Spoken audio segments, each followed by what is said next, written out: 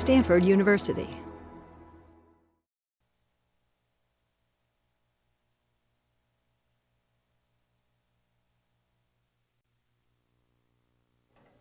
You're on air. We're on. Hello. Welcome to EE 380, Winter 2011-2012. I'm Andy Freeman. The other course organizer is Dennis Allison. It is often said that engineering is applied economics, and we usually think of that in engineering terms, at least on the cost side, in terms of manufacturing costs, materials costs, power, runtime, and occasionally maybe even labor. However, there are other costs, such as regulation and intellectual property. Today's talk about what happens when traditional engineering costs do not dominate the total system costs. Today's speaker, Joichi Ito, is director of MIT's Media Lab. I've long envied MIT's ability to not only have centers of excellence, but to give them such wonderfully effective names. They have better names than we do. So, Joichi Ito. Okay. Thank you very much. So I'm relatively new to the role at MIT. I officially started in September, and I'm a college dropout, which was kind of raised some eyebrows at MIT. And but I think it's probably the Media Lab is the only place where a college dropout entrepreneur could actually be a lab director. But I think today I want to talk a little bit about the future of the Media Lab, but I think the best way to describe the future of the Media Lab is to describe the trajectory that I came in so that you can imagine what the collision will look like afterwards. So let me describe a little bit of my personal belief system and the framing of how I think about things. And I'll describe a little bit about the Media Lab, and then maybe we can have a conversation about how this might interact with Stanford, which I find very interesting, because I've spent most of my time in Silicon Valley, I mean, comparatively speaking, compared to Boston, and so I'm much more of this DNA. And it's very interesting now with this DNA looking from inside of the Media Lab at MIT. But first, to go from sort of my priorities, to me, I split my life from sort of before the internet happened and after the internet happened. Before the internet, so I'm 45 years old, so I was just sort of going through school as the internet was kind of happening. And I think that really the internet is fundamentally kind of impacting the evolution of man. And in my head, I split things that happened before internet, because before internet, life was kind of simple. Things moved slowly. Things were sort of, relatively easy to understand and control. And after the internet, things became complex, became out of control, but very interesting. And you still have certain elements of society that are running sort of in this BI sort of world, and then you have parts of society which have adapted to the after-internet model. But I think that the internet is a fundamental change in the way we look at things, and it's not just a technology. I think it's really kind of a philosophy and a way of thinking about things. And I'll describe a little bit about the philosophy by being kind of specific for a minute. One of the first things that I did as an entrepreneur was help start the first commercial internet service provider in Japan. And when we were doing that, I think here in Stanford in the United States, you just kind of went with internet. In Japan, and even more so in Europe, we had the predecessor to the ITU. It was called CCITT, which hangs off of the UN. It's an intergovernmental agency where so these are the people where the standards like the 3G networks and a lot of the infrastructural network technologies are designed. But it's an organization where large companies and governments would send their experts, mostly engineers who wear neckties, although Vint Cerf, I guess, wears a necktie. But mostly these were very sort of well-educated, very authorized people who came to these international bodies and sat and deliberated.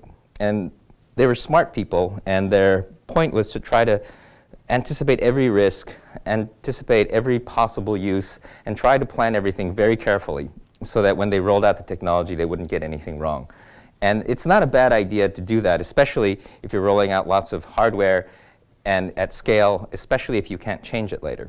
And so these bodies would create these specifications. They still do create these specifications, so it's not, I shouldn't use past tense. But specifically when I was helping to set up the internet in Japan, there was a protocol called X25, who the older people in the audience will remember. It still exists in certain forms today, but the real difference was X25. When I was trying to write software for it, it was I don't remember how high it was, but you could measure it in meters.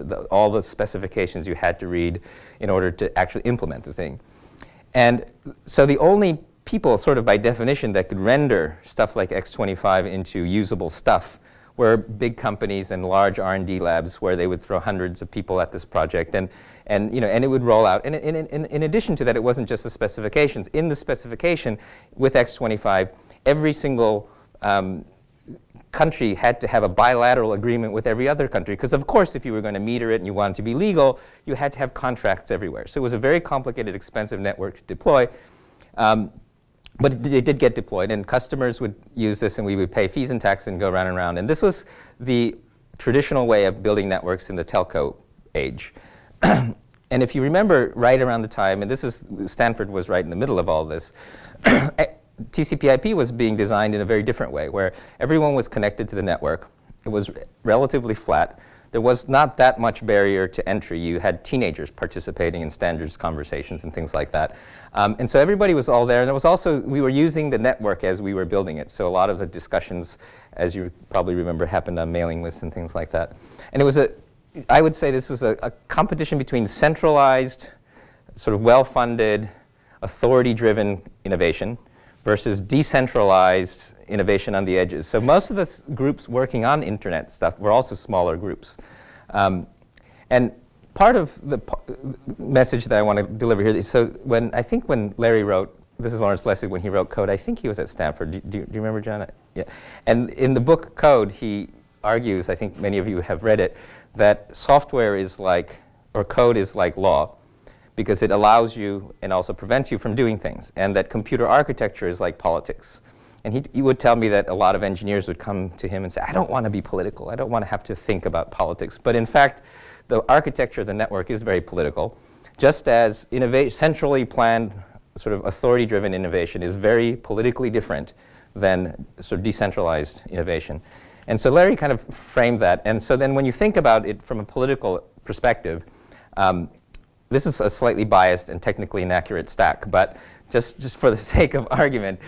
So if you said, the Internet Engineering Task Force is kind of at the lower layers working on things like TCP/IP, and say that the World Wide Web Consortium is working on sort of the browser and the web, and I would, because I'm from Creative Commons, I would put this sort of at the next layer, which is trying to create an interoperable copyright license. There's a similarity between all of these organizations, and there are others that I haven't mentioned here. They're all non-governmental. They're all, relatively speaking, small. The barrier to entry into the conversation is very low.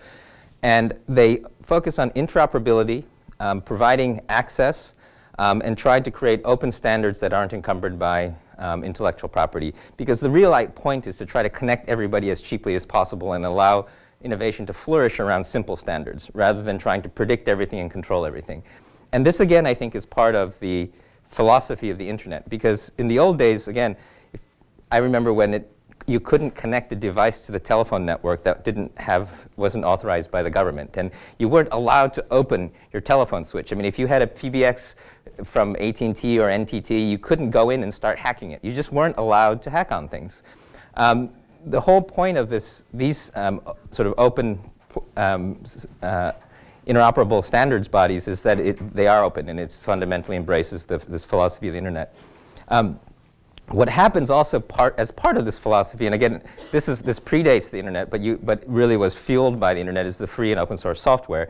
Because again, this was empowered by this idea of open access, of sharing, and all of this stuff is philosophically very nice. But the reason it wins is because it fundamentally creates a different architecture for innovation that's better than the centralized innovation of sort of the past. So this is David Weinberger, who wrote a book called Small Pieces Loosely Joined. I mean, I just love, he makes great bumper stickers. But Small Pieces Loosely Joined is really the way that the internet was architected. You think about the teams that created things like FTP or TCP/IP or the web. They're all small teams connected together with open standards. And it's very I mean, philosophically, if you talk to any of the people working on this stuff, they love it when people use it in ways that they didn't anticipate. And they love it when things happen that they don't predict and that they find little errors. And it's a very different philosophy than, oh, drat, somebody figured out some way to use it in a way I didn't anticipate. And this philosophy, I think, even survives today. If I remember when hashtags came out on Twitter. I remember, Ev and Biz they were like, this is really ugly. I kind of don't like it. But then after a while, they realized, oh, wow, there's some utility to this. OK, let's build it in. And there's so much innovation that happens in Silicon Valley based on just things that the users do. And it's considered a good thing and a feature, not a bug. So talking about networks for a second, this is from our lab, from Cesar Hidalgo, but it's a kind of a common idea, but it's I think an important one, which is if you think about this axis as the total amount of information in the world, as sort of cognitive information, and this is time, over time the amount of information that's in the world, or the amount of information that you would use to create something, say here we're talking about pointed sticks, you could put everything you needed to design a pointed stick in one person's head. So there wasn't really a need to collaborate, and that was within the cognitive limit of a single individual. As stuff became more complex, you had to share it between peers, so you had the nature of the firm and all of that, where you had companies that allocated resources and information, and so you had things like the Sony Walkman and other products that were created by these great companies. What's happening as the world gets more complex and we get into this internet age is that the amount of information is increasing so much that we are passing the cognitive limit of the organization. And so companies have to work together, they have to share. And again, certain products, certain technologies like the jet engine actually did require lots of collaboration beyond single companies. So there were ways in the past where you did have this collaboration. But now the whole world is turning into that. And what we're finding is that it gets back to the old idea, it's innovation in networks rather than innovation in big institutions. And because if you think about it, if you took, take a random company, IBM, and you doubled the number of people in IBM's lab, you're not going to double the amount of complexity that IBM can understand. There's a limit to that. And so the only way you embrace the complexity is you create sort of dynamic networks. The other thing, which is, again, just very cliche, and I'm going to sound like a singularitarian here, but Moore's law is important. It's robust. It survives financial downturns and wars. Everybody knows about Moore's law. But if you tie these things together, sort of the network piece, Moore's law, you end up with low-cost networks and nodes. So low cost of collaboration, low cost of distribution, and really fast, cheap computing power fundamentally lowers the cost of innovation. This is why innovation on the edges works. Because in the old days, you'd have to spend so much money in order to do anything that you actually needed to acquire that capital and deploy it in a sort of risk-adverse way in order to do anything. What we did by lowering the cost of distribution, collaboration, and the cost of doing things in nodes is you're able to move the innovation to the edges because the cost of innovation has gone down. Gone down so much so that in free and open source, it's nearly free because anybody can try it. But if you think about venture capital, sort of pre-internet, when we were building companies like, software companies and things like that, you still had to raise millions, if not tens of millions of dollars before you actually could build the product. So by definition, you would be pitching a presentation to a venture capitalist, get the money, and then build. Today, the cost of innovation has gone down so much that it's kind of silly to try to pitch a product to a VC, at least in the software and consumer internet space, if you haven't built it yet. It's kind of the opposite. It used to be raise the money and then build it. Now it's build it and raise the money. And in fact, if you look at our recent successes, Yahoo, Facebook, Google, they're all plugged into the university computer network as a nearly finished product before the kids have even left school, right? So what it's doing is instead of having these experts in these big labs design our future, we're having the students in the Stanfords and the MITs of the world come up with a future with the VC money chasing behind them. And so it fundamentally changes the nature of risk as well. So we're talking about venture capital and things like that, and again, since I'm in an academic institution, I'll have to give the disclaimer that these axes are kind of, they don't really mean anything. So but this is, but this is what the inside of the brain of a big company's executive looks like, right? And I'm not saying it's bad, but it is what it is, because in a large company, you have a much higher likelihood of having to deal with downside. You overrun the budget. It takes longer than you expected. There's a scandal. Supply chain breaks. Lots and lots of ways to lose lots and lots of money. And you've got a stock of money, so you can actually lose the money. Upside is somewhat limited. You get a little bit of margin here. You get a little bit of market share there. You have some companies, large companies, that can grow quickly, but fundamentally they grow kind of slowly. And so you spend a little bit of time worrying about the upside and most of your time worrying about the downside. And so your fundamental thing is risk mitigation. As a VC, this is what your brain looks like. And again, the axes don't actually mean anything.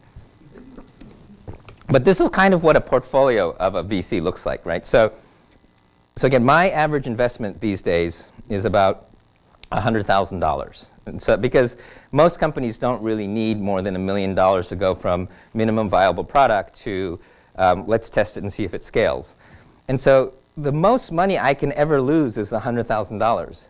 In fact, I can lose more money trying not to lose $100,000, running around and getting legal fees. And so if you're failing, what I'm going to do is say, good luck, take care, and come back with your next plan. I'm not going to shake you down and try to give you back half the money. It just doesn't make sense. And so we don't sit around worrying about how much money we're going to lose. We sit around worrying about, is this company going to make as much money as I think it might? And if you look historically, like when Google and Yahoo sort of were connected together, or when all kinds of really interesting jumps of value in big internet company successes, venture capitalists are often involved because what they're focused on is to take, so I think I'm not sure if this math works, but I think if you had invested like, say, $100,000 in Facebook in the first institutional round, it'd probably be worth $2 billion or $3 billion now, somewhere around that, right? So that's huge, right? And so to try to change $1 billion to $2 billion is definitely worth your time.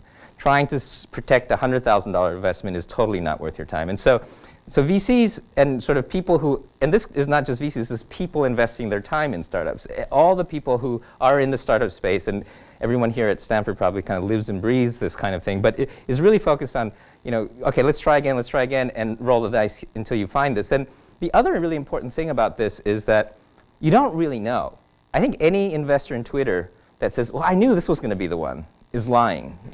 It just, when it starts to grow, of course, it's, you help the ones that are growing, but you bet on for all kinds of reasons, and some of them go and some of them don't. Some of it has to do with timing. There's a lot of reasons startups fail, but usually it's actually not the obvious ones that are successful. This is David Clark, and he's at MIT. He was, I think, one of the first chairman of the first architecture board for the internet. But I love his phrase. I mean, everybody uses this, but rough consensus running code. So this is sort of the philosophy of the internet, starting from the architecture of the network, but it actually is the architecture, it's a philosophy of agile software development and lean startups. It's kind of get a rough idea and just build the thing and iterate and iterate and iterate. And this actually goes all the way back to the fundamental DNA of the internet. I mean, Reid Hoffman uses the term aim, fire, no more ready, And it's really, but you'll get a lot more information from trying. And again, to compare it back to the CCITT days of these big specifications like this, I mean, the Internet Engineering Task Force has this very humble thing that I'm sure most of you know. They call it an RFC, a request for comment, that's only a couple pages long, that one engineer on a weekend can write software against. And I think this is really an important philosophy that does totally tie with this whole lean startup thing and with the agile software movement. And agility is really important. And it's important not just in software, but in software. One of my favorite examples is this is YouTube 2005. I'm male, seeking everyone between 18 and 45. That was a default for the video dating site that was YouTube in 2005.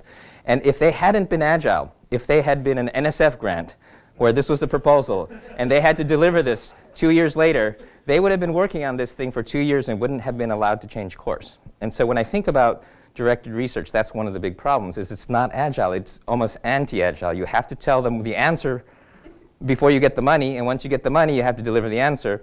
Now, there's a lot of, we do a lot of directed research, and there's a lot of benefit to directed research, but what's really important is that you have to also provide the ability to pivot. And I think it's really, really interesting that a lot of the successful internet companies, not all of them, but a lot of them have started in forms like this. When I saw YouTube explained to me after this, somebody explained it as video, Flickr with video. And it was when Flickr wasn't the Flickr it was today. It was like a folksonomy. And everything kind of changed a lot before it actually ends up being successful. Another kind of philosophy of the internet, which I think is important, this is Timothy Leary, and his quote that I love is this notion of question authority and think for yourself. And this is super important because, I mean, this is historically super important because you don't get a Nobel Prize without questioning authority and thinking for yourself. You don't get a Nobel Prize doing what you're told. You get a Nobel Prize by questioning the biggest assumptions that you can find and turning them over. So in academia and in history, it is kind of celebrated to question authority. But for some reason, in practice, we end up trying to train people not to question authority and to be obedient and to do as they're told. And I think this is probably more so in Japan than many other countries. And so school becomes an obedience school rather than a school to teach people to question themselves, to question authority and think for themselves. It doesn't mean you have to disrespect authority or hate authority. It just means you have to be questioning of authority. And I think one of the really important things, again, about agility is you question yourself, you question authority. And we have all kinds of tools for doing this. And I think this is another thing that actually is part of the DNA of the internet as well. So this is the first internet service provider, POP, in Japan. This is my toilet here. And this is an old VT100 terminal that only displayed half the screen, and this is an old, but it's messy, right? And it's very anti-authoritarian. And right when we were doing this, we had law professors writing about how the internet was illegal because who's taking care of the risk? People don't have bilateral agreements. This is an illegal thing, you know, and that just made us want to do it more. But what was amazing was you could just, I think this is the SunSpark that we bought off the internet for $1,500, but you could slap this thing together from used parts and you could build an internet service provider. And that was, you know, this kind of scrappy, just do it, anti-authoritarian thing that drove the internet at the sort of network layer. But it's, again, the same DNA going all the way up. So I'm getting a little bit repetitive, but let me switch to John Seely Brown. So this is John Seely Brown, who was chief scientist at Xerox PARC for a while. And he wrote a book called The Power of Pull. And I also love this image. So this image is, instead of stocking money, intellectual property, and power, and deploying it through central planning, he says this sort of success of modern companies is to pull the resources as you need them from the network and not stock things. And this is true, he says, of large companies just as much as it is about small companies. I think you can totally apply this to individuals and students too. And this is, again, a challenge to some types of formal education, because if you're here at Stanford's probably, again, a special case because you're on the cutting edge. But in many cases, if you sit around and you study, say, computer science, but you're actually not going to use it for 10 more years because you've got an 8-year PhD left, and then you've got to get a job, and then you've got to get into a position where you're actually going to use this stuff. How valuable are the specific skills that you're learning 10 years before you deploy them versus how much more useful would they be learning them just in time? So you can think about just in time or real time or power of pull in the context of, you know, physical things, in the context of intellectual property, but also in the context of learning. You know, so I would call sort of pulling things as you need them interest-driven learning or just-in-time learning versus, and some things, I know there's an argument that says you have to spend 10,000 hours before you get mastery of anything. But I kind of sort of challenge that as well, because I think there's a mastery of process, but I'm not sure whether in all cases you need mastery of knowledge in order to, and whether that's necessarily a good thing. Because if you, for instance, become a master in chess but no one plays it anymore, how useful is that, right? It's probably better to be a master in learning how to learn, or learning how to network, or learning how to, you know. So the power of pull is really about pulling people resources together as you need them. I think that the world has become so complex and almost so unknowable is another reason. And so I always tell my entrepreneurs to sort of throw away your map. And I don't read business plans carefully. I really care about the trajectory. In teams, I really want to make sure that everybody has a compass that works so we know which direction we're going. But I don't want a lot of detailed plans because I want to figure it out as I go along and pivot around all of the big problems. And as part of that, there's a really important term, which is serendipity. And so serendipity sounds like luck, but it's a little bit different. Serendipity means, do you have peripheral vision? Because serendipity is sort of what happens when you don't expect it, and are you able to turn that into an opportunity rather than a failure? And again, I feel guilty in an academic institution citing a study that I actually didn't read. But I heard about a study that sounds kind of interesting, so I'll cite it. There was a study, apparently, that clumped people who felt they were lucky and people who felt they were unlucky. And they gave them a test. They said, read this newspaper and count the photos in the newspaper. And the lucky people open the first page and says, oh, there are 45 photos in this newspaper. So they go, okay, good. And they go rushing off to the next thing, which is to get to this door. And on the way, they see, most of them see this 10-pound note, and they pick it up. And so they've got 10 pounds, and they get to the door first, right? The unlucky people sit there for a long time counting all the things, and then they're late, and so they're so worried that they're late, they rush to the door and they don't see the money on the ground. So the unlucky people were late, were last, and didn't find any money, and the lucky people were first and found the money. Now, it's sort of a little bit of an oversimplification, but I think that a lot of the opportunity that you find is one, because you kind of feel lucky, you're trusting, and you have your peripheral vision open, and you're open to this kind of change. And to me, the notion of serendipity is important, and not to pick on NSF, but if you're forced to be kind of focused and risk-adverse, it's going to be very difficult for you to get lucky. And if you plan everything, you can't get lucky. And so, again, planning is necessary in some cases, and it's always important to have sort of a temporary plan, ride your cow while looking for a horse kind of plan. But you don't want that plan to be your only plan, is my opinion. So to just give you an example of what I mean by the power of pull and serendipity, this is just a project that I was involved in recently when, as you know, when the earthquake happened on March 11th, I happened to be in Boston interviewing for my job at the Media Lab. And I saw it on the news, and I was saying, oh my gosh, what am I going to do? So I called my friends. One of my friends was in LA, and I had a hardware hacker friend in Tokyo. We were scrambling around trying to find Geiger counters and maps of Geiger counters to figure out whether our friends and family were going to be safe.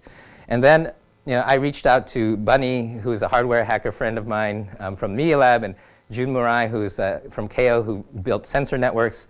And then through a friend, I met Dan, who built the Geiger counters instrumentation for after 3 Mile Island.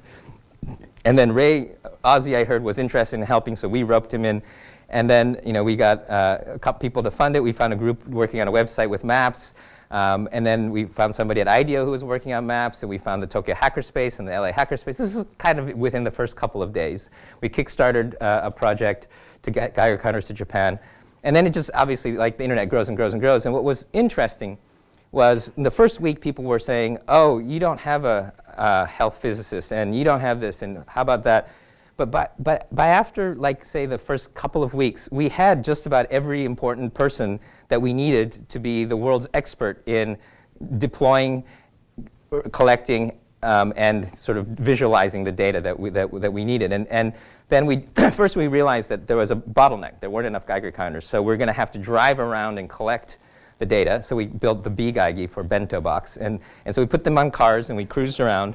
And the other thing that was great was, because we're on the internet, Tesla said, oh, here, try putting it on a Tesla. And we got all kinds of cars. People gave us stuff. And then we had lots of volunteers driving around. And so we've now mapped out most of Japan. We have over 2 million data points, the largest open data set of radiation data in the world. And one of our Media Lab students is working on how do you visualize this in a useful way. We also made the data open under CC0, open source, open data dedication, because the really important thing here is to start mapping the medical effects on top of this data, because one of the problems that I have, my wife is in Japan, is, well, we know we have, 0.2 microsieverts of radiation in the yard. Well, what does that mean? Well, it turns out we don't really know, because no one's actually collected the data and done a lot of studies, because nuclear fallout things in the past have always had some shroud of secrecy around them. So I'm really focused on trying to make this into a big data problem. So we're starting by making the radiation data available, but it turns out that the MD is a little bit harder to convince. And we used all these tools to get together. A month later, we were all face-to-face. But this is really trying to emphasize John Seeley Brown's point, is that it was very easy using the network to react to the problem.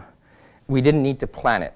And in fact, most of the groups that had planned for this failed, because you couldn't get in touch with a guy there and the chain of command there, and this guy that we thought was an expert 10 years ago turns out he isn't anymore. And then you've got politics and power struggle. So the Japanese government completely failed in collecting or discussing the data. And so it turns out that we had made a better network by building it on the fly. We used Kickstarter to raise money for this.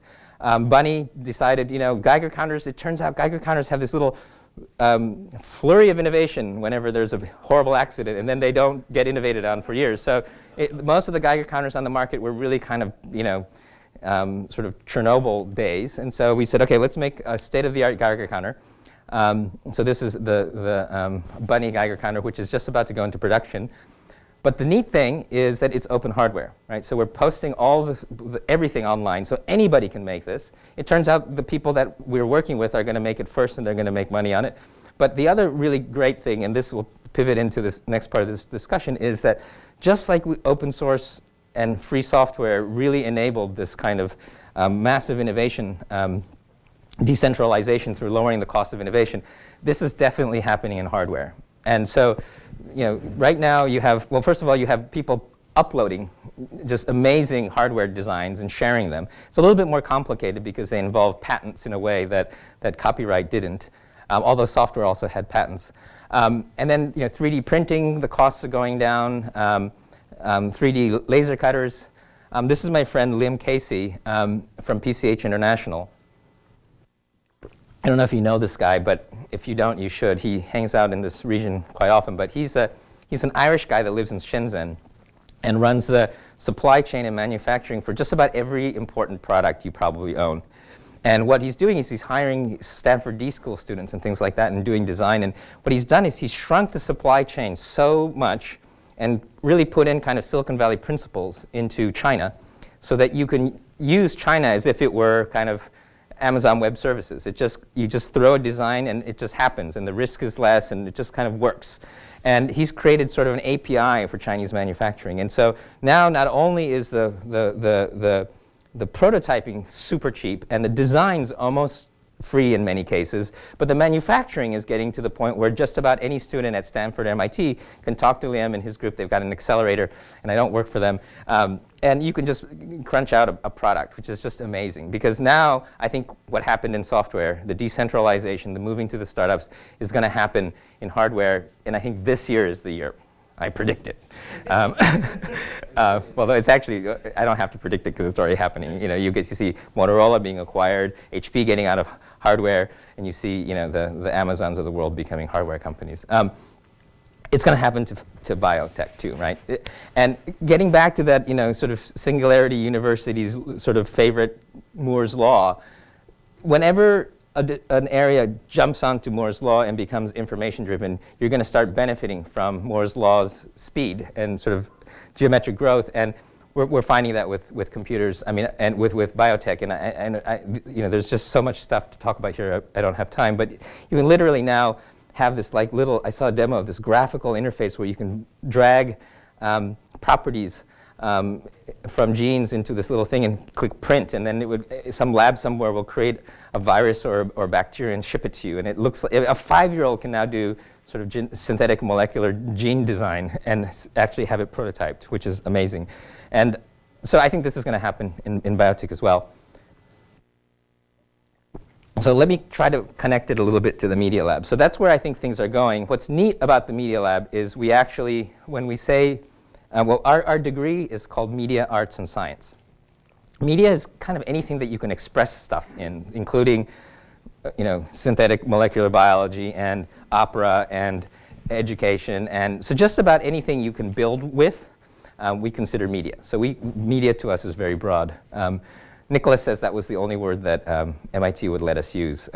You were talking about we had good names. I mean, they wouldn't let us use communication in the name, apparently, because other departments wanted it. Media was like, you can have that. And so apparently that's how we ended up with it. It turns out it's a very useful word because it means building stuff, right? And then arts and science, obviously, this is an important balance.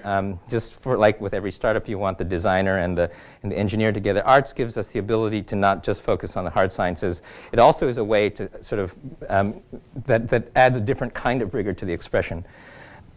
and for us, the key here, though, is that we hang off of the architecture school, which is sort of a historical anomaly, but it's interesting because architecture is also very much about building models and poking the model, rather than having academic arguments. Because if you imagine, an educator and a designer and a mathematician, it's going to be very difficult for them to write a paper together, but it's really easy for them to work on a physical project together. And that's why the expression part's important. This is our great new building that I didn't have to raise money for, but got to move into. But the building, excuse me, is designed around the philosophy of the lab, which is that we're trying to have transparency, we're trying to get people to work together, so all the lab spaces are very open, and we pile a couple of labs into one space where the offices are above, and we just have this atelier where people just go down and hack. And so really the idea is rough consensus running code. You sit around, and if you think something's interesting, you just go and build it. That's again, just a really key element. Unfortunately, that means that we don't have as many theoretical types, so I think it would be cool if we had more anthropologists and sociologists, and so hopefully we'll discover some applied anthropologists and applied sociologists. But until then we're a little bit light on the theory side. Basic stats, 26 faculty, 25 years old, 140, 150 students, 350 or so research projects now with 70 plus sponsors and approximately a $35 million budget. The reason I give some of these numbers is that one of the really key elements of the Media Lab is that it's centrally managed, undirected research funds. So the rest of MIT, I think, is like 90% or so government funded, and a lot of it is directed funding. So they go deep on things. We're able to just say, oh, Hugh, you want a tissue scientist to put skin on the bottom of the robotic prosthesis so that the robot guys can work with a wet lab? Sure, no problem, because we don't actually have to.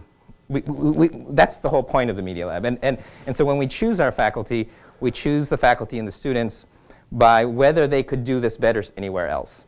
Because if they can do what they want to do somewhere else, they don't fit in at the Media Lab, because the Media Lab is really a collection of misfits. They're crazy people who can't do what they do anywhere else because they don't fit into a discipline.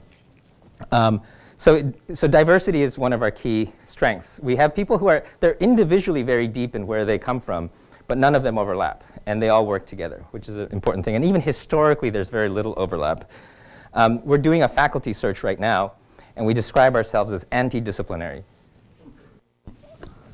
which is not interdisciplinary, it's not multidisciplinary, it's anti-disciplinary. It means that almost by definition, you can't really be that concerned about the scholarship of the thing. It's really about how does this work, how can I build it? And again, we're being a little bit provocative. A lot of our faculty do write peer-reviewed articles and things like that. But the point is that your focus is not on the particular discipline that you're in, and that's actually kind of against what you're doing. And so that's sort of the Media Lab up till now, and that's all stuff that I didn't really do. It is.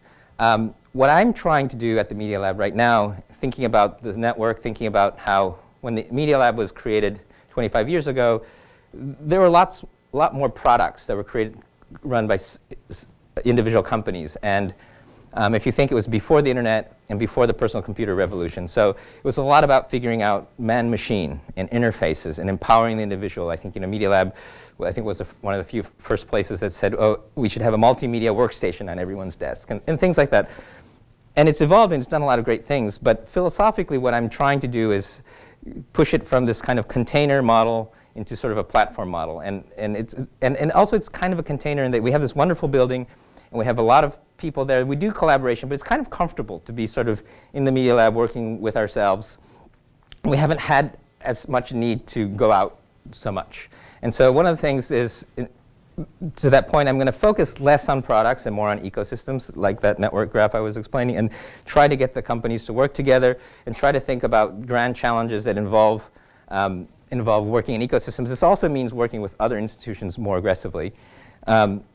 And I've changed the name. We don't call the people who give us money sponsors anymore. We call them members. And I want to make it a membership organization where they may be giving us money, but I only want people who are part of the Media Lab if they're going to contribute ideas to us, that they participate with us, and that they work with each other. So I don't want, I have to be careful because we have people like this who still give us money, but but I don't want people showing up with a clipboard saying, so what IP do you have this year, and check, and bring it home and commercialize it. I mean, that's okay, and I'm not discouraging that, but that's somewhat transactional, and that's somewhat hub and spoke. And what I really want to do is have people who come in who want to explore context rather than content. And I also want to involve a lot more stakeholders other than just big companies, a lot more individuals, a lot more nonprofits and things like that.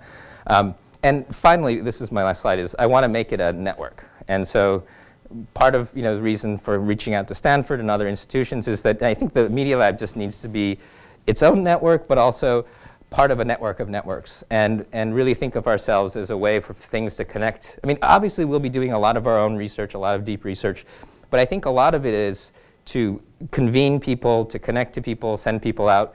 And again, it's very difficult when you have a comfortable environment to get people to sort of move around and spend a year somewhere and things like that. So we have to figure out how the architecture of this network works. But I do think there's some really great stuff that's happening in Silicon Valley, and Boston and Silicon Valley aren't connected nearly enough. It reminds me of the old days when Japan and the US was connected by a 128K connection. It was really difficult to collaborate, so I'm trying to figure out how to increase the bandwidth. Part of it is doing some DNA exchange. But anyway, so that's kind of where I'd like the Media Lab to go. I have a lot of other slides about the content, but I thought what might be useful is to open this up to more of a discussion and try to get some ideas from you as well. Thanks.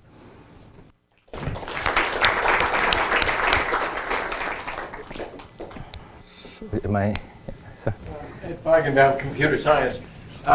That's great management philosophy, but what are the 3 top things you guys have done recently, and what are the 3 top things coming up for this year? So what have you done for me lately, and what are the 3 top things you're working on? So I'll let you in on a little project that I haven't announced yet. But one of the things that I'm working on with the faculty right now is a better answer to this question. And so part of this ecosystem idea is, I think that the world is funding grand challenges more than lots of little projects. And one of the things we're trying to do is to come up with some grand challenges around the areas where we are very excited. Some of the areas where we are focused a lot is synthetic molecular biology. So we've got Joe Jacobson, who worked on e-ink. He's back in the lab. We've got Ed Boyden, who's been doing a lot of work on, I can actually pull up the slides, but he's doing a lot of work on well, specifically what he's done is he's isolated a gene sequence from algae that's photosensitive, transferred it to neurons using a virus, and now he's able to create photosensitive nodules on neurons. And it does a couple of really wonderful things. Now you can use light to trigger fire neurons, and we've created, using some machine technology, a way to go into the brain and turn on as well as read information from the neurons. And so we're using this in mice, but you can also do it in drug discovery. We can, for instance, turn on and off serotonin production, things like that, at control levels that you couldn't do before. And we're mapping the brain using that. So there's a lot of work around the brain that Ed's doing. The other sort of side benefit of being able to put photosensitive sensors onto neurons is that you can turn blind mice into seeing mice. Mice that are genetically blind, we've been able to use the same technique to make the nerves that are there, even though they don't have sensors, photosensitive. And we've now been able to turn blind mice into seeing mice. So we'll be working on human trials. So there's a lot around. And then the great thing is that we've got Joe working on these miniature machines, and Ed working on the brain stuff. And then we've got, for instance, Hugh Herr, who is working on robotics. So he's a double amputee faculty, and he's trying to create artificial limbs. And he's now got robotic legs that, I guess I could show you. Well, I'll describe it, and if you're interested, I'll show you. But he's been working on building legs. And what's interesting is we've got Ed working on the brain work going down, and we've got Hugh working on the legs coming up. And it turns out legs are somewhat autonomous, right? If the leg knows where it is in the gait, it kind of can figure out what it needs to do.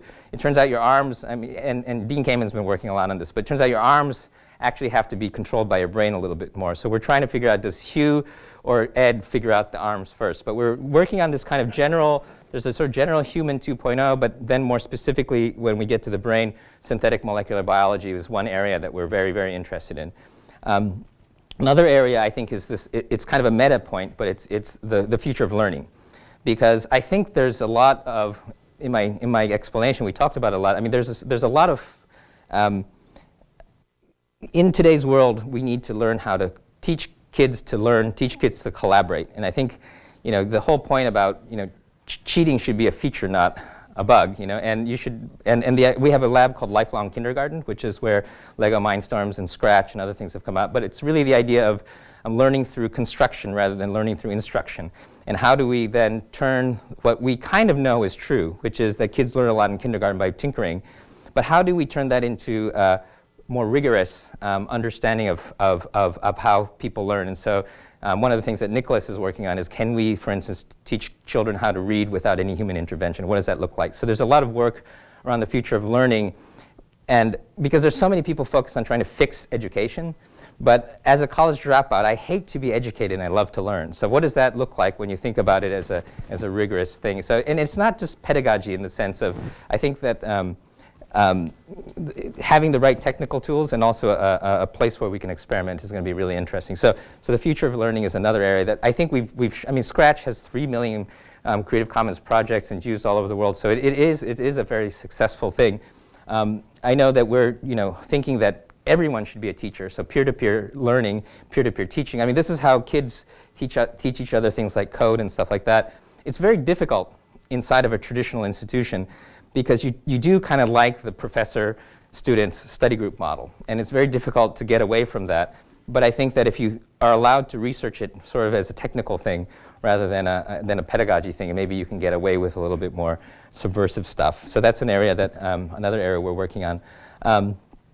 Let me see what else is.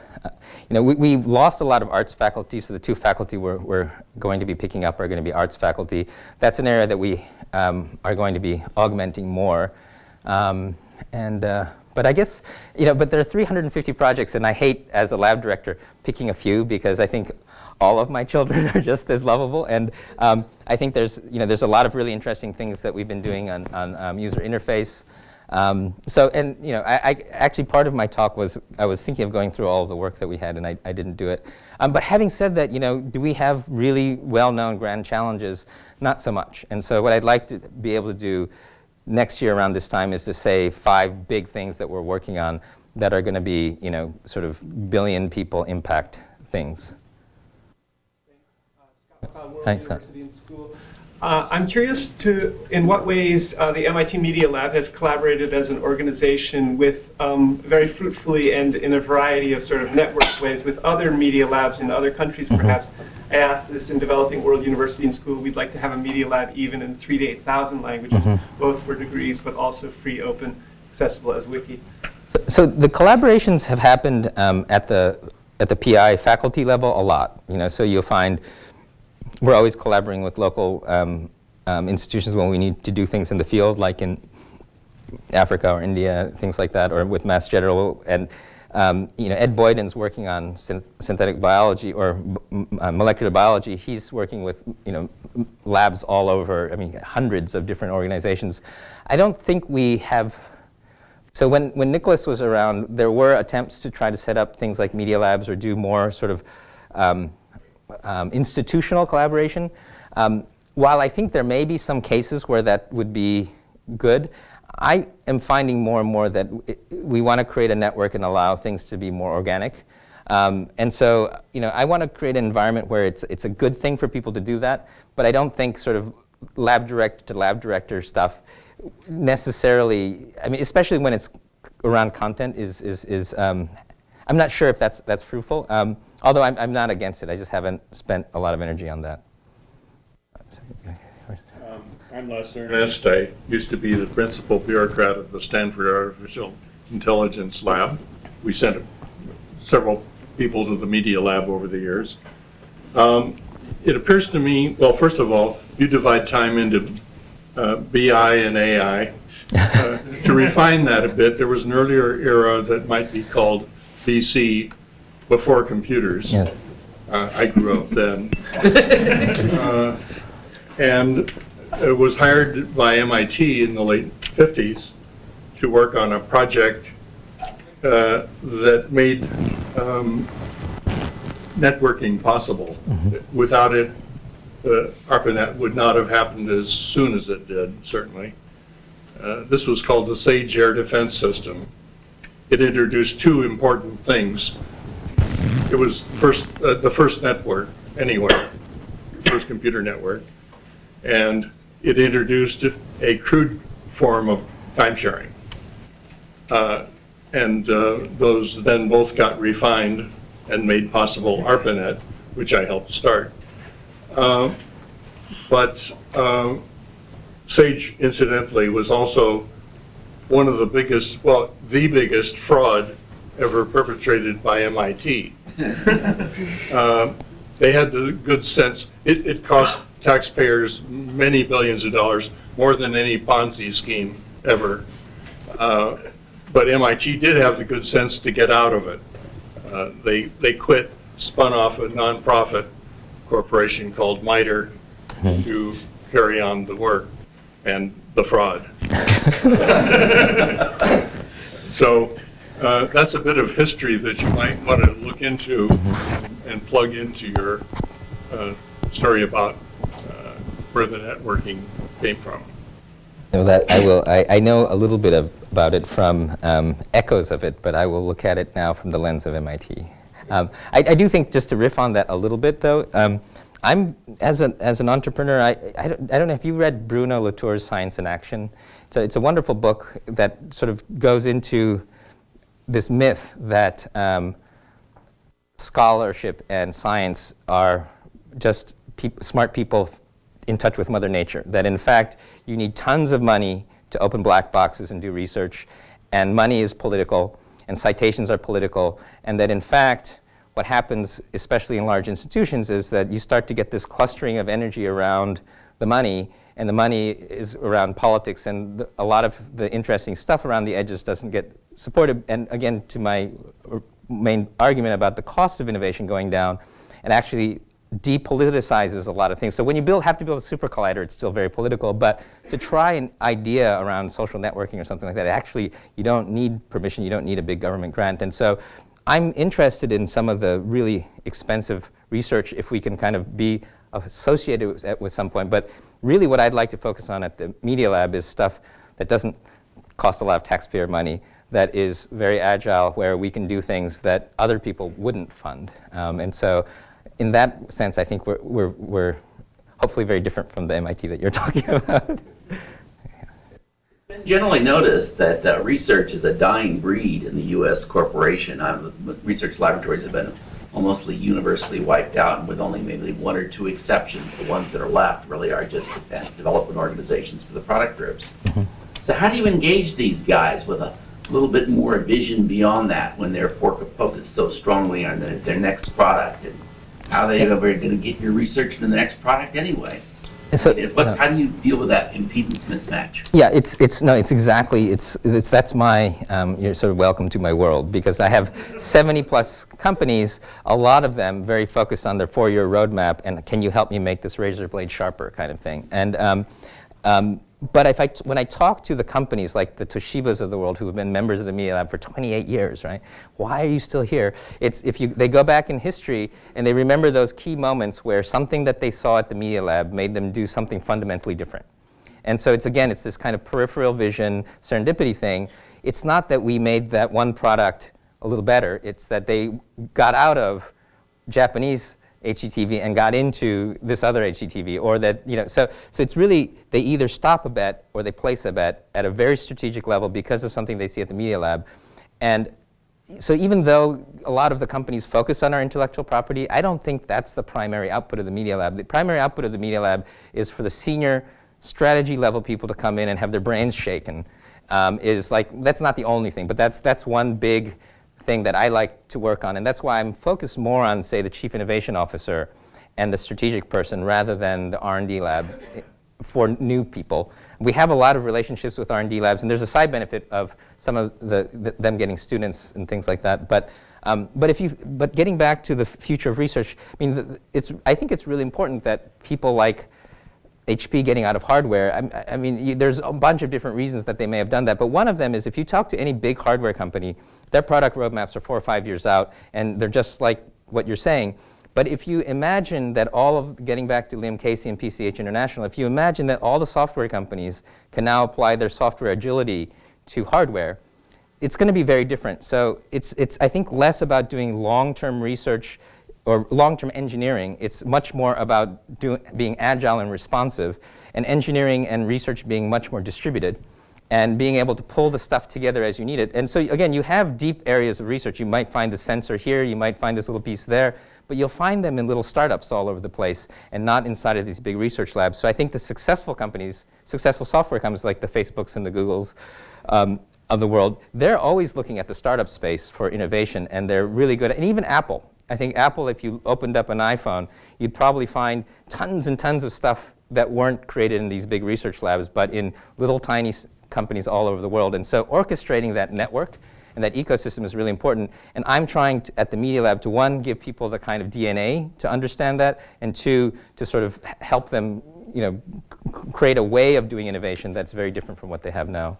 Also, you see world's biggest software company, Microsoft, jumping into the hardware business with Connect, with having this consumer product that takes off like wildfire, faster than anything else. Yeah, the dirty secret is they've always done a lot of hardware. They just didn't ever put their names on it. That's what you were saying. Yeah, Mike Travers. I'm a Media Lab alum, as it happens, and I actually snuck some Bruno Latour into my dissertation there. But these days I work in platforms for scientific collaboration, and it occurs to me that the Media Lab has been really good in the past at building wonderful idiosyncratic things. They haven't really been too much into platforms. I mean, there's, the World Wide Web was not developed at the Media Lab, although it could have. The ingredients were there, but they were really focused on standards and platforms at that time. So I guess the question is, do you think you can, is it transitioning? Are they thinking about, how to build these kind of large-scale infrastructures that can affect the world in general, rather than wonderful one-off demos? Yeah. Well, I think they is really difficult, because I think we're as diverse as you can imagine.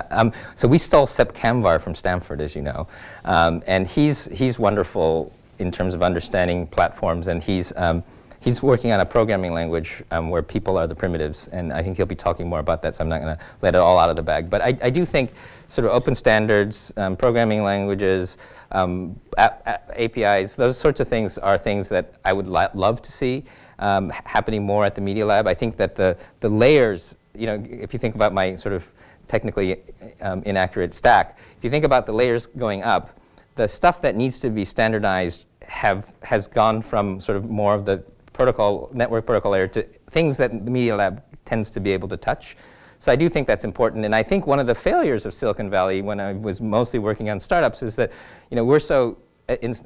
Silicon Valley startups are so focused on using open standards to lower their costs, but then locking up and creating monopolies to make money. That's sort of the business model of internet companies, is to use other people's standards to lock up the area that they have the core competence. And so I think it's kind of the role of academia and of us to try to help continue this open internet up the stack, because right now we're, with all SOPA and all these other things going on, we're really at the risk of losing the internet philosophy as it becomes commercial, and people who don't remember when it was really bad are making architectural decisions. Sorry, I think you were next. 2 weeks ago, Sunday, there was an article in the New York Times on the Old Bell Telephone Laboratories. It seems that schools like MIT, Stanford, are still more or less training for that kind of achievement, the achievement, the fundamentals, building the base of knowledge, discovery.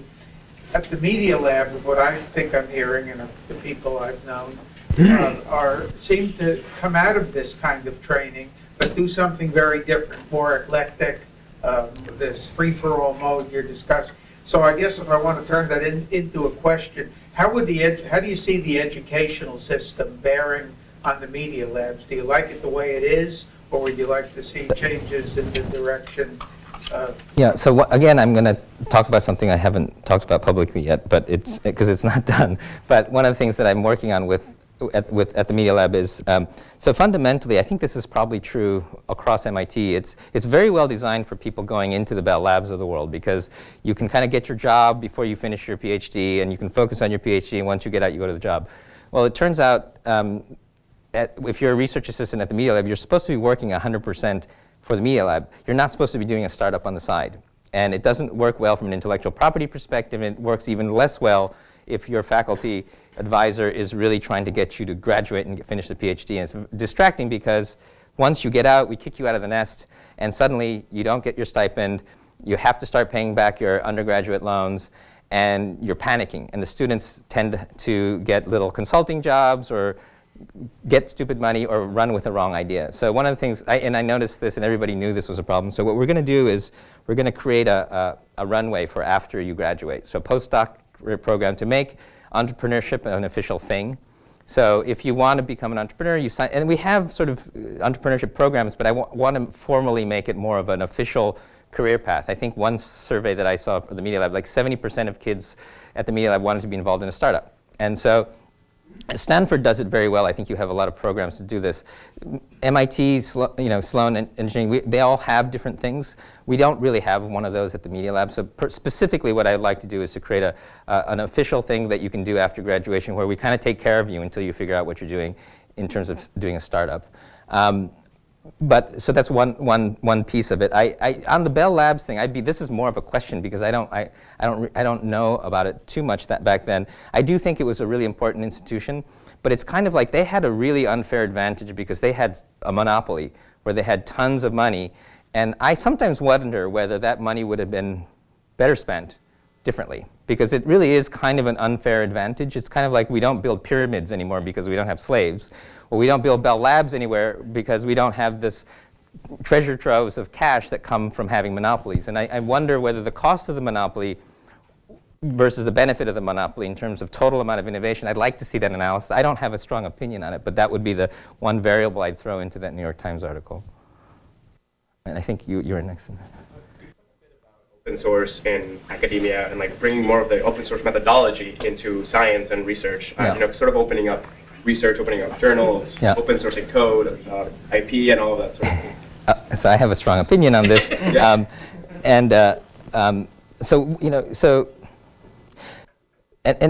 so while I disagree with the way that Peter Thiel is posting the question about paying kids to basically drop out of college, I don't think you should drop out of college, and it's very difficult as a college dropout to convince my students that I really mean it, that they should finish their PhDs. But I do think that questioning the return on investment of your education, as well as questioning the business model around some of the way that information gets transferred. Because in the old days, before the internet, these academic journals had a really important job connecting Stanford and MIT and making sure that the stuff was reviewed and stuff was transferred.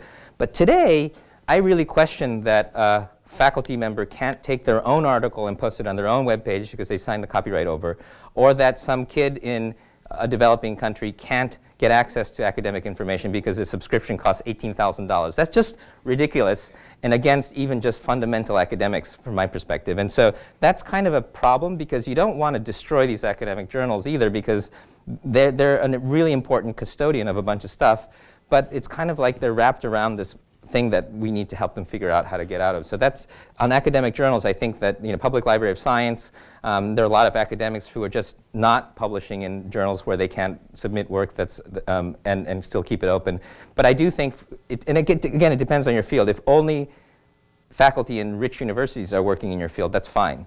But if you want to get feedback from and interact with people who aren't parts of large academic institutions, I think you need to use the internet to share your information. And for that, you really need to break the existing copyright regime around scholarly journals. The other thing, though, that I find very frustrating is that patent examiners don't read academic papers. They only read other patents. And so what happens is that I find, as I'm, because I convened an IP commission at the Media Lab, we have Lestig and Yochai Benkler and Eric Van Hill, but I also have, the Tom Room from Microsoft. It's a very eclectic group, and we're looking at IP. But as you start to examine and do anthropology of intellectual property at the Media Lab, you find that a lot of faculty just file patents as a part of their academic resume. And it's really kind of this weird use of patents. A patent is a thing to sort of, and it makes sense, right? So I would love it if we could figure out a way for patent examiners to read academic papers and blogs and watch YouTube. And so that, I think, is a really important part of making sort of free sharing of information also a valid way of publishing. I think right now it's not.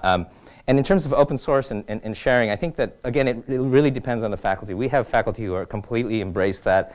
I think the closer you are to the internet, the more you understand it. I don't want to push my faculty out of, but it is a spectrum. I mean, if you're doing drug discovery and you need somebody to do a clinical trial, you're going to have to create some protection. And so I think it's a spectrum. I'd like to default towards more open and create exceptions where people are allowed to do closed. But we're actually having this conversation at the Media Lab. What I'd like to do within the year is to be able to implement a new IP policy that we can share and try testing it as a prototype at the Media Lab. But I do think it's important, and obviously I'm biased because I'm not a scholar, and so with all the caveats of me not having to suffer, I would say that. Yeah. Based on Media Lab's past experience, how many of the 350 some odd projects that you have now do you expect to be successful, and how would you define success? So I think for us, success is uniqueness, impact, and magic, whatever magic is, right? And so it's got to be something that no one else is doing. So we don't really want to do something else somebody is doing and just try to do it better. Impact is a hard one because a lot of that has not necessarily been a criteria for student projects and things like that, but can it touch 1 billion people in an important way? So that should be a criteria of success. And the magic part's kind of important because that's kind of where the art and the design and all the other stuff happens. It's got to be kind of interesting because we want to celebrate idiosyncrasy and difference and diversity and things like that. So that's kind of roughly the criteria. In terms of how many of those projects, it's really, really difficult. So here's an example. So one of our faculty members was working, so Yo-Yo Ma came to the Media Lab and said, can you help me design a sensor for my bow? Because I want to get some data about how I'm doing this. And so we did that. And then a magic show from Las Vegas said, I want to use a sensor to pick up subtle motions in my body to use that to manipulate something in a way that the audience can't understand. So we were sending students to Las Vegas, apparently, and MIT was wondering why we were sending students to Las Vegas. But then that sensor came back to the lab, and an NEC engineer said, this is exactly the sensor that I need to protect child seats from airbags. And it got deployed in Japanese automobiles and had impact. And that's the kind of thing that's actually tricky. And this is what the big companies are going to have a hard time doing. They're not going to know to fund, and not that we knew, they're not going to know to fund a magic show and a musician in order to create a sensor that would turn into an airbag sensor. And so that's the kind of randomness. And so I don't necessarily push each student to tell me exactly what the impact is going to be when they're working on something, as long as it's unique and sort of weird and has a possibility. But on the other hand, we quickly scrap stuff as well. And so I think reinvention, so risk-taking, lack of, sort of embracing failure and reinvention, those are keywords at the Media Lab. It's just because you're doing this doesn't mean you shouldn't just pivot almost randomly if you want to go in this direction. And that's kind of how you prevent sort of throwing bad money after, good money after bad, which is a common thing as you explained. So that's the idea, at least. And you had? I mean, I don't know if I'm taking up too much time, but you seem to have a lot of opinions on the future of the internet. I was wondering if you could talk about any cool Media Lab projects about media creation and consumption on the internet, stuff like that.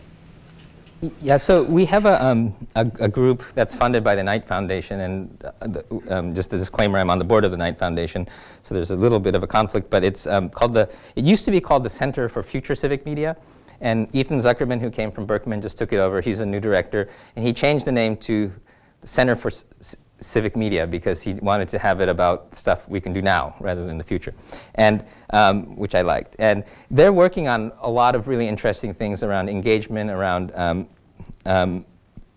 sort of the future of media. So his group is much more kind of on civic action and media from the perspective of sort of citizens. We have other groups in the lab working on how do you interact with information, sort of a little bit more on the UI side. There's obviously some remnants of the AI stuff going around trying to understand information in sort of statistical NLP, AI kinds of ways. There's different groups working on how we think about information. Obviously, CEP is thinking about it from social computing and how do you build, do things like social search. So I can't give you a good percentage, but I'd say a third of the lab is involved in stuff in what you're saying. I think it's an area that it's tricky because the Media Lab doesn't like staying on bandwagons that are already going. So they said, oh, the internet, wow, oh, okay, everybody's doing that. We're going to go work on something else. And it turned out I kept going for a while. And I think that now what we're doing is looking at what are the new things that we want to do, because we don't want to do yet another social networking project. And so I think the trick is, there's big data, there's sensors, there's a lot of really interesting things on the internet that maybe we can connect in interesting ways. But it is tricky because it's a crowded space. There's a lot of smart people working in the space. I would like to concur with your belief in agility as being very important. By accident, I created the first social networking program. That was not my intention. I wrote a program to keep track of all the people in my lab who were working at all hours of the day and night, and I couldn't figure out when they were going to appear. So I wrote this thing that allows you to see whether a person is logged in, and if not, when they last logged out. And then people started using that to look at each other, and they also asked for a way to be able to say if they were going on vacation, what their plans were, or when they planned to be back, or things like that. So we added another page to let them put a statement of that sort. Well, the folks using it promptly turned it upside down. They started using it. First of all, we made it, it was first just ran in our lab, then we put it on the network so that you could look out, see all your friends wherever they are, and you could start exchanging email or texting or whatever. And so they then allowed you to put together a list of people and see what they're all up to. And then people started using the page where you could make a statement as essentially a personal blog. So you could give political statements, technological proposals, this sort of thing. So this then became quite popular on the network. It was a program called Finger. So you can finger Joey at media.mit.edu, and you'll find my schedule there. Oh, okay. So I have not forgotten. All of the students at the Media Lab are, what is this? How do I use this? Where's the app? And I said, go to terminal and type finger Joey. So I know what you're talking about. Then, of course, Berkeley put it on the Unix, and thereby and it's still there. It's the still first there. worm. Yes. Which decreased its popularity. Yes. But we still have it running on all of our machines. And it actually it's on the Mac, too. Yeah, it's still there. I'm sorry. I think So was there something the Media Lab learned from the One Laptop per Child project? There was a big attempt at commercializing some technology developed there. Yeah, so it was a little bit before my time, and it's already spun out completely. So it's not currently at the Media Lab. A substantial part of that life of that happened after it left. Right now, specifically, the one place where we're interacting with that community is Cynthia Brazil is working on a project to try to see if we can teach kids to read without human intervention, because that was one of the big criticisms of the LPC was, well, you're going to drop these in villages, but what if you can't read? How are we going to use it? And so the idea is, okay, can we figure out how to teach without a teacher? It's an interesting question, and I think that's going to be something they'll pursue. I mean, it's, with all of the, kind of press around it, it's hard to see some of the really amazing successes too. I was just talking to the Minister of Information from Uruguay, at a recent conference, and they've deployed it very widely. So I think depending on the country, there's a lot of really sort of widespread deployment, and it'll be interesting. They're just starting to collect data around that. I think it's going to tie into some of the learning stuff that we're working on, but you know, there isn't a group right now inside. In terms of spinning off your technology into large scale. Oh, so that's I don't know if you'd call it a lesson. You know, I think that they're spinning things out of labs generally are kind of really interesting because some of them work really well and some of them don't, because you can cause conflicts, you can cause, there's IP issues, there's, you know, it really depends on the technology and on the faculty member. This is very new world for me, and so I'm doing a lot of forensics and trying to figure out what went well and what didn't, and OLPC is one of the ones that I'll be looking at. But I don't have I'm learning now. But I'd love. I mean, Stanford seems to do it quite well, so I'm actually studying Stanford as well. Yeah, sorry, you had. You've got to play the role of an anthropologist here.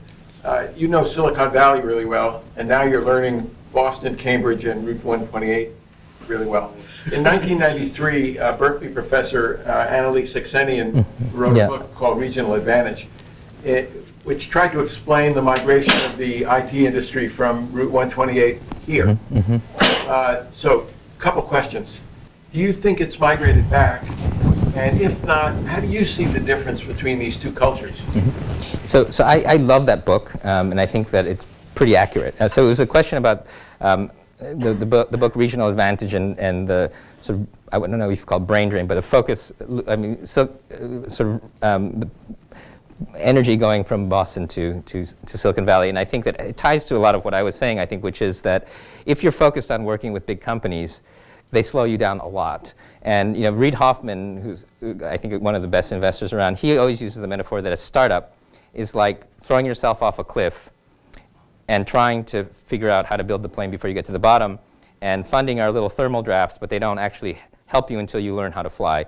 And when we're talking to entrepreneurs who are kind of worrying about taking risks, we say, well, you're dead. You start out with no product, and you're trying to become alive, which is very different than you have a product and you're trying to stay alive. So you're really kind of falling off a cliff, trying to become alive, and the default is you stay dead, right? So that kind of philosophy, I think, is what made Silicon Valley very successful, in that it was very agile and very speedy. And the reason why, one of the reasons why the East Coast, I think, failed is that it was so close to the large institutions. The large institutions were so involved in everything. When you work with a large company, they just slow you down. You're much more likely to hit the bottom before you run out of money if you're having to sell to a big company or work with a big company.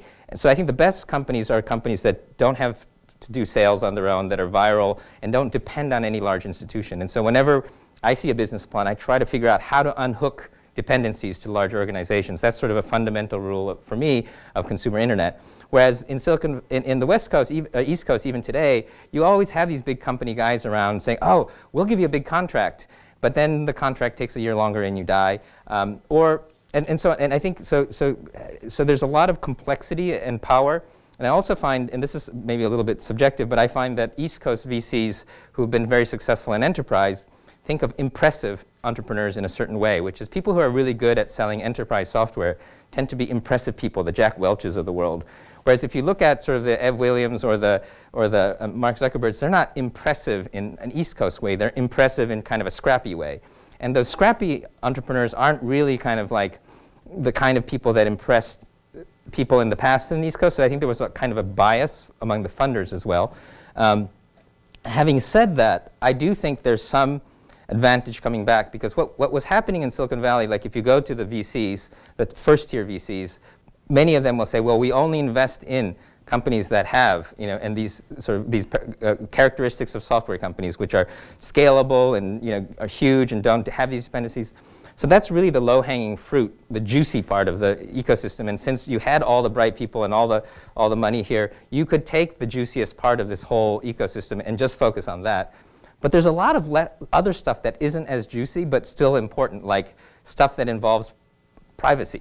You know, like working with big telephone companies on privacy. Well, you don't do it in Silicon Valley because you don't want to work with big telephone companies. But in fact, that's something important. Or working with the Europeans, or working on hardware, or working on biotech. A lot of these things the really first-tier VCs tended to avoid a little bit because it didn't have these wonderful characteristics that the core stuff had. So you still have VCs here that do enterprise, that do healthcare or biotech and all that. So I'm not saying it doesn't happen here. But I do think that the East Coast has been has a lot of infrastructure around some of those areas that weren't these juicy software companies. And I think that we have I don't think it's not a done deal. I think we have a chance in Boston right now to at least become a player in a certain category of stuff that's becoming easier but was left to us for a while. So that's kind of my focus at the Media Lab is hardware, biotech, privacy-related stuff that involves larger institutions that may be a little bit tricky but is becoming easier, and also big data. You know, the Silicon Valley has a lot of big data, but it's usually big data that they've collected on their own. They really haven't tried to figure out how do I get big data out of the government, for instance.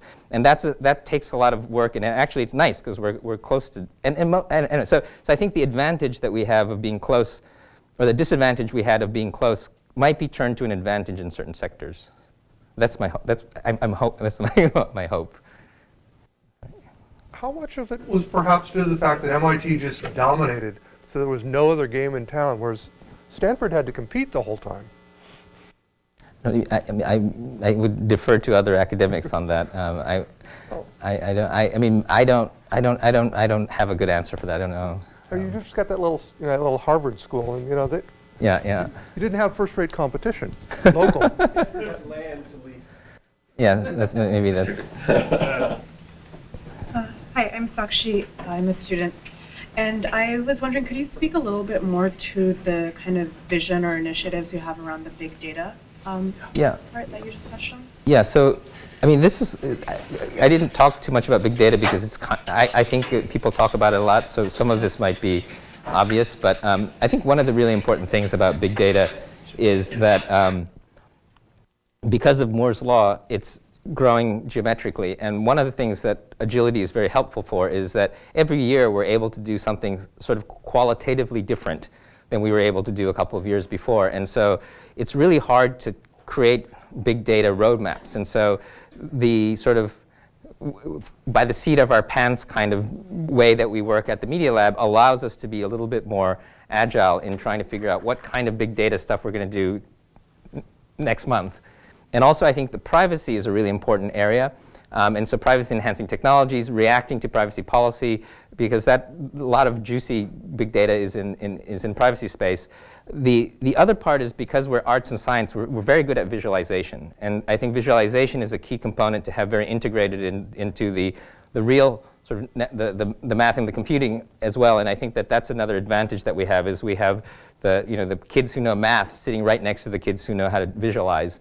And that is kind of an advantage. In terms of what we're doing, we have three groups that are probably primarily sort of focused on this. So Sandy Pentland's group has been doing a lot of data on things like call records and census data and interactions between people, and they've even built devices that try to collect data in organizations.